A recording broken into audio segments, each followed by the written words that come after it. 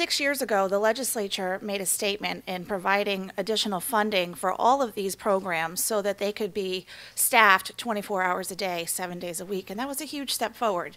We haven't seen an increase of that funding since, but seeing this analysis that CCADV has done today to understand better how stays in domestic violence shelters are changing, how much longer victims are staying, how many children are staying in these shelters, it's really important for us when we're advocating to at least maintain the funding that we have for these shelter programs right now. This funding is absolutely critical, as you can see in this report, to making sure that victims have the tools and the support that they need to stay out of an abusive situation. And if these shelters and these programs didn't exist, or if their funding was cut and they had less of an opportunity to stay in these programs, victims might find themselves going back to those abusive situations, and that's the exact opposite of what we want. And that's why this funding is so critical. And I really want to thank the coalition again for being so forward-thinking and trying to understand the complex issues that victims face and understanding their programming and how we can work all together to improve it. We wanted to understand if what we're viewing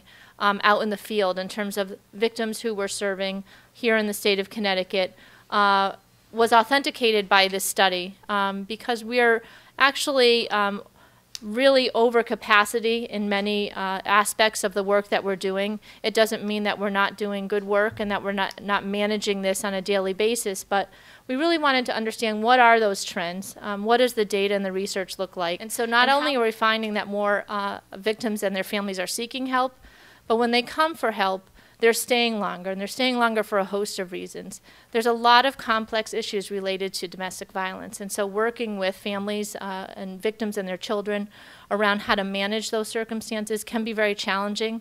And so they're staying longer as you sift through these layers and layers of problems. And this report is so important to understand where we need to put our dollars.